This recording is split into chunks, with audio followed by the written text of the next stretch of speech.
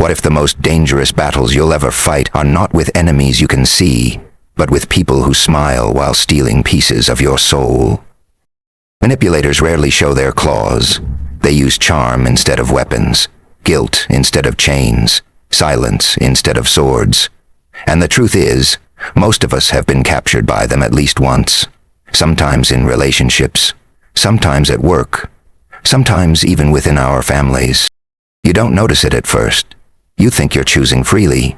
You think you're helping, giving, being kind, until one day you realize your energy is drained, your voice is silenced, and your sense of self has been quietly replaced by someone else's control. This is not about being paranoid, it's about waking up.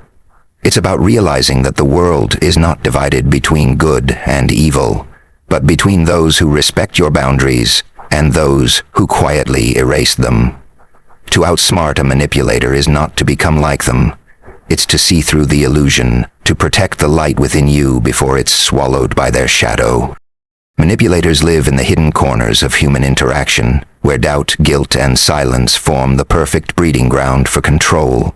They do not confront directly. Instead, they slip under your defenses by using the very emotions that make you human. They study your habits, your fears, your longings, and your vulnerabilities until they learn exactly which strings to pull. What makes them so dangerous is not their strength, but their subtlety. They make you question yourself. And once you begin questioning, the walls around your identity start to crumble. What looks like charm may actually be a mask. What feels like kindness may carry a price. The conflict lies in the fact that they don't need to overpower you. They only need you to second-guess your own truth. That hesitation, that pause before you speak, that small moment of guilt when you set a boundary, those are the victories they collect, brick by brick, until the house you live in no longer belongs to you. The tragedy of manipulation is that it thrives most where empathy lives. If you were cold, if you were indifferent, you would be harder to manipulate. But because you care, because you want peace, because you want to believe the best in people, you become an open door for their games. They know this, and they exploit it without shame. A manipulator reads kindness the way a predator reads footsteps. They track it, follow it, and consume it. The misconception many people carry is that manipulators are bold, confident, and secure. The opposite is true. They are hollow, insecure, and terrified of being powerless, which is why they hide behind psychological tricks. Yet society protects them by glorifying politeness and condemning confrontation. We are trained from childhood to avoid conflict, to smooth over disagreements, to sacrifice our discomfort for harmony. And so when manipulation enters the room, most people remain silent, not out of weakness, but out of conditioning. This silence is the oxygen manipulators breathe. When no one speaks, their words become the dominant narrative. When no one challenges them, their lies become the accepted truth. They understand the human fear of being disliked, the craving for belonging, and they weaponize it mercilessly. Machiavelli wrote that it is better to be feared than love. But manipulators twist this. They aim not for fear or love, but for dependence. They want you to rely on them for approval, for direction, for identity. The more uncertain you feel about yourself, the more valuable their validation becomes. And so they orchestrate confusion, intentionally blurring the lines between right and wrong until you no longer know if your instincts can be trusted. It's not that you're blind, it's that they've placed mirrors in every corner, reflecting your doubts back at you, making you walk in circles within your own mind. This is why manipulation is not always visible from the outside. To others, the manipulator may appear charming, generous, even admirable. They may hold positions of influence where their tactics are mistaken for leadership. Meanwhile, the person under their spell suffers in silence, ashamed to admit that they feel trapped by someone so apparently good. The conflict deepens here because when the victim finally does speak, they often face disbelief. "He would never do that. She's such a kind person. Maybe you're too sensitive." These dismissals cut deeper than the manipulation itself, because they reinforce the very gaslighting the manipulator planted. What was once an internal confusion now becomes an external invalidation, and so the victim retreats further, convinced that maybe they are in fact the problem. This cycle is the genius of manipulation. It doesn't require chains, only perceptions. One of the most dangerous misconceptions about manipulators is that they are rare. They are not. They exist in workplaces, in friendships, in families, in relationships. Some are conscious of their methods. Others act instinctively, repeating the same cycles they once endured. They may not think of themselves as predators, but the effect is the same. Their control corrodes authenticity wherever it spreads. If you have ever hesitated to speak your mind, fearing that someone will twist your words, if you have ever felt guilt for prioritizing your own needs, if you have ever walked away from a conversation feeling guilty without knowing why, you have felt the shadow of manipulation. It is not always loud or cruel. Sometimes it is soft, almost invisible. A slow erosion of your confidence that you barely notice until one day you realize that your voice has grown faint. What makes manipulation uniquely cruel is that it disguises itself as care. They frame control as protection, guilt as love, pressure as concern. A partner who says, "I only criticize you because I want the best for you." A boss who claims, "I push you harder because I see your potential." A friend who insists, "I'm only telling you this because I care." The language is coded with affection, but the effect is imprisonment. Over time, you begin to internalize their standards as your own, policing yourself even when they are not present. The manipulator doesn't just influence your choices, they colonize your thoughts. This is the quiet genius of their strategy, to make you do their work for them, doubting yourself so thoroughly that they no longer need to intervene. The leash is invisible, but the pull is unmistakable. Yet the greatest lie at the heart of manipulation is that you are powerless, that without their guidance, their approval, their influence, you would collapse. This is the illusion they cultivate with precision, repeating it until it feels like truth. But if you strip away the layers, you will see that manipulators cannot exist without hosts. They are not strong. They are parasitic. Their survival depends entirely on the silence, the compliance, the doubt of others. They thrive because people are taught to confuse boundaries with cruelty, independence with arrogance, and confrontation with violence. This is the core conflict. Manipulation survives not because manipulators are brilliant, but because most people are asleep to the subtle ways in which they are being drained. To wake up is to see the game for what it is, and once you see it, the illusion shatters. There are moments in life when you leave a conversation feeling smaller than when you entered it. You replay the words in your mind, trying to understand why you suddenly feel guilty, ashamed, or uncertain, even though you did nothing wrong. That hollow sensation in your chest, that subtle heaviness behind your eyes. It is not weakness.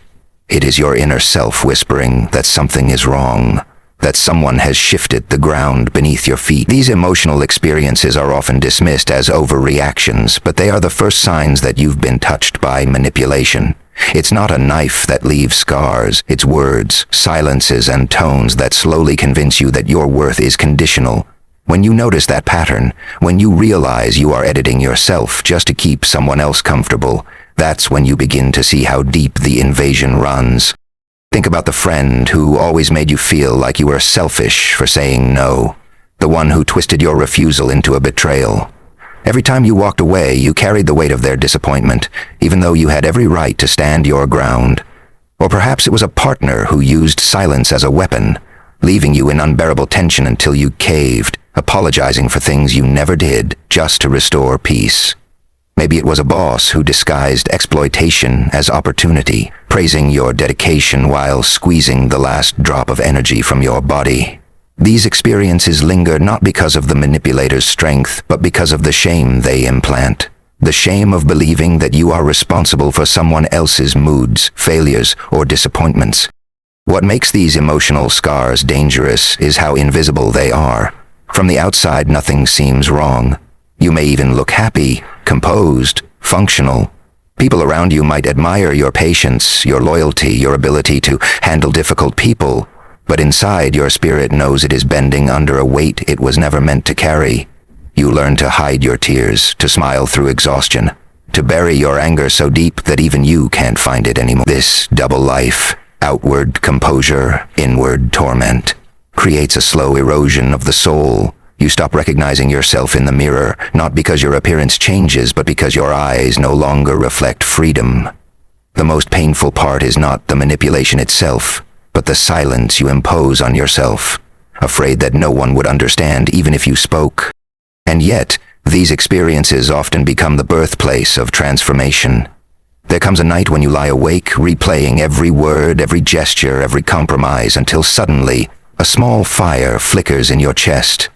You realize you are tired, not just physically, but spiritually tired, of carrying a weight that doesn't belong to you. That fatigue becomes clarity. That clarity becomes resolve. One day you say a word you were afraid to say, no. It is small, almost fragile, but it carries the power of 1,000 resurrections. In that moment you taste a freedom that had been hiding under your silence all along. The manipulator may frown, may rage, may retreat, but the real event is happening inside you.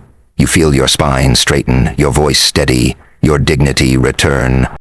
There is an almost sacred shift when you realize that guilt is not always truth.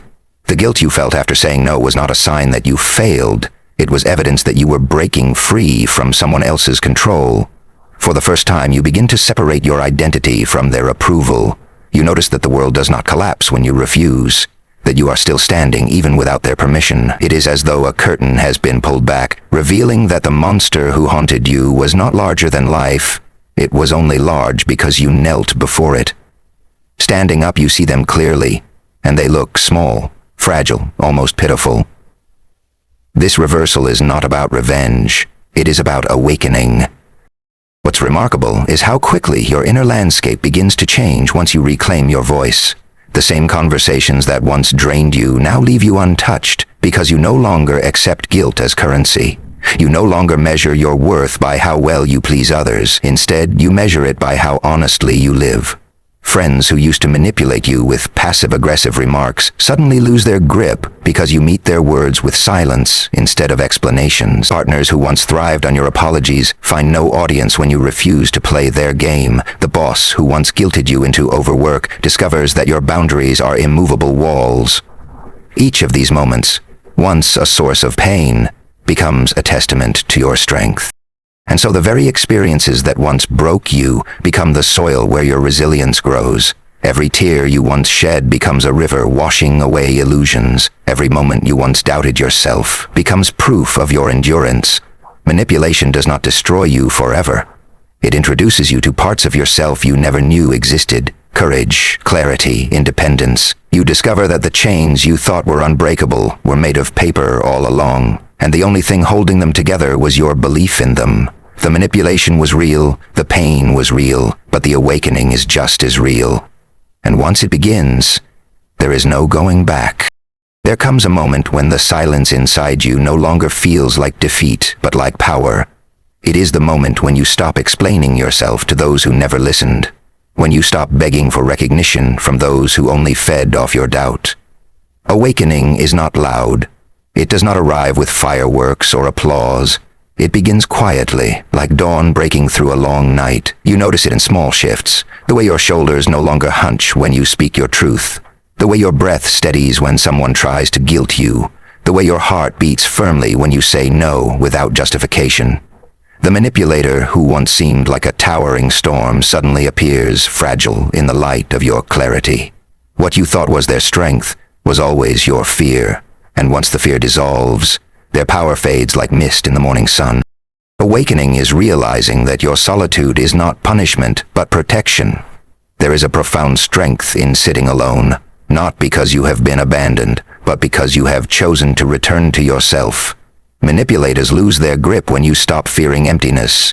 You begin to see that silence is not an enemy but a sanctuary, a space where you can hear your own voice without distortion. This solitude reveals truths that were always present but drowned out by noise, that you are capable, that your worth is not negotiable, that peace does not come from pleasing others, but from honoring yourself. In this space, the manipulator's words echo faintly, like voices from another room, powerless to disturb the stillness you have found. There is also a strength in scars. The wounds manipulators leave behind are not signs of defeat. They are evidence of survival. Every time you endured gaslighting, guilt, or silence, you gained something no manipulator could ever give: resilience. The scar is not the pain itself, but the proof that you healed.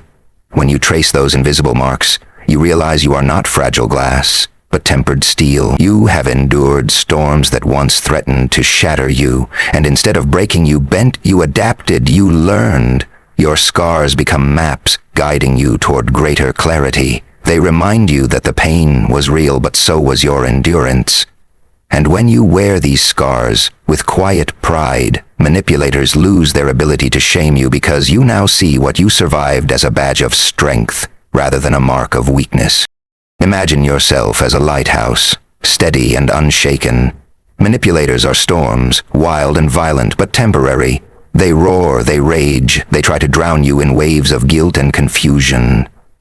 Yet you remain unmoved, casting light into the darkness. Ships may be drawn to you or may turn away, but your purpose is not to chase them. It is to shine. The manipulator cannot extinguish your light, though they may try to cover it with shit. For light does not argue with darkness. It simply exists. And by existing, it exposes what was hidden. When you embrace this image of yourself, calm, steady, luminous, you begin to realize that their chaos has no power over your clarity. You are not their victim, you are not their toy, you are their end. Inner strength is not measured by how loudly you fight, but by how firmly you stand. You no longer need to argue with lies, because lies collapse under the weight of truth when left unsupported. You no longer need to justify your boundaries, because boundaries speak for themselves. Strength is saying no without raising your voice, walking away without asking for permission. It is the ability to let others misunderstand you and still remain at peace. Manipulators thrive on reaction, but when you stop feeding them your energy, they starve. Your calm becomes a fortress, your clarity a shield, your silence a sword sharper than any words they could twist. In this stillness you discover a kind of power you never imagined, the power of being untouchable. The awakening also reveals that your worth was never dependent on anyone else's recognition. You may have spent years chasing approval, thinking that love or acceptance would complete you, but the moment you turn inward, you realize that nothing is missing. You are not incomplete. You were simply distracted by illusions. You do not need validation to be whole, nor permission to be free. The strength that rises within you is not about becoming harder, but about becoming clearer. It is a clarity that cuts through every manipulator's game, a clarity that makes you immune to their illusions. When you see yourself as you truly are, worthy, complete, and whole, the manipulator's tricks fall flat. They cannot convince you to doubt what you now know with certainty. And perhaps the most profound part of this awakening is the peace that follows. It is not the peace of avoidance, not the fragile quiet that comes from keeping others happy, but the unshakable calm of knowing you are enough. You stop seeking revolutions in the outer world because you realize the greatest revolution has already happened within. You no longer chase approval, you no longer fear abandonment, you no longer bow to manipulation. You are free, not because the world has changed, but because you have. This freedom cannot be stolen, because it lives inside you, beyond reach, beyond distortion. And once you have tasted it, no manipulator, no storm, no shadow can ever touch it again. The deepest truth you come to realize after facing manipulation is that freedom is not given, it is claimed. All along you may have been waiting for someone to see you, to understand you, to finally treat you with the respect you deserved. But the revelation that comes with awakening is that respect begins with yourself. And once you embody it, others have no choice but to acknowledge it, or fall away. The revolution is not in defeating manipulators at their own game, because their game is built on illusion. The revolution is in refusing to play, in walking away from the endless need for their approval, in seeing clearly that their opinion of you was never the mirror of your worth. You stop asking, "Do they love me?" and begin asking, "Do I honor myself?" That subtle change shifts everything, because once you learn to stand firm in your own light, you no longer bend under someone else's shadow. The revolution that matters most is always an inward one. It does not arrive with applause, it is not celebrated by the crowd, and it will not be noticed by those who once benefited from your silence. It is private, sacred, and deeply personal. It is the quiet moment you decide that peace matters more than approval, that truth matters more than harmony, that dignity matters more than belonging to circles that diminish you. Society often tells us that success lies in what we achieve outwardly, status, validation, recognition. But manipulation exposes the hollowness of these measures. What use is applause if it requires your silence? What use is approval if it demands you abandon yourself?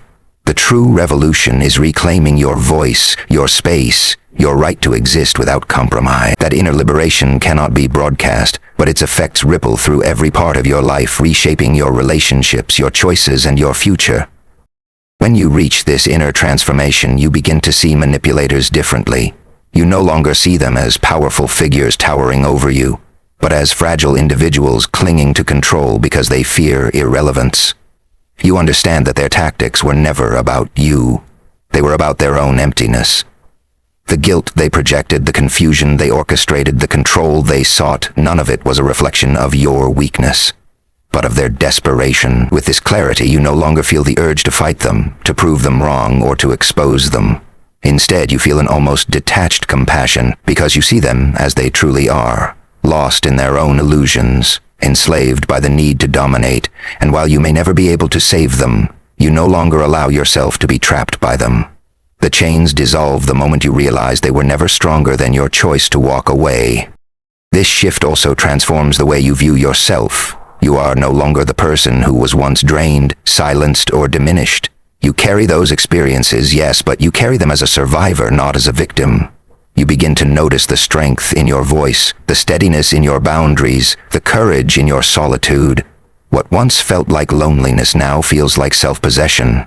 What once felt like guilt now feels like freedom. You stop apologizing for the space you take up, and you start living as if your presence has weight, because it does.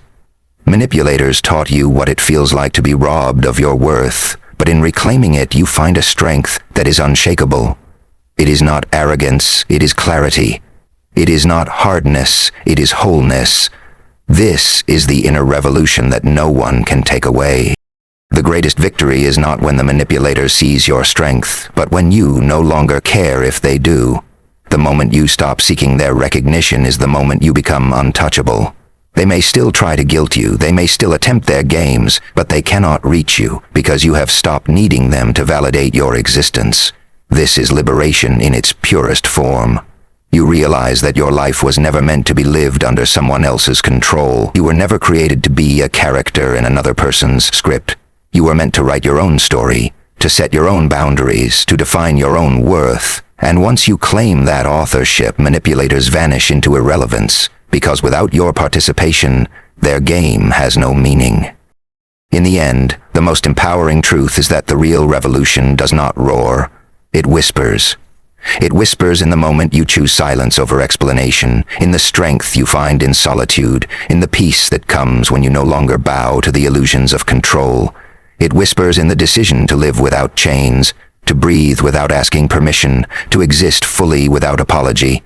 This is not an outward rebellion, but an inward awakening, and it changes everything. Because once you have transformed within, no manipulator, no storm, no shadow can touch the light that lives inside you. The world does not need you to be louder, it needs you to be freer, and freedom begins when you choose yourself.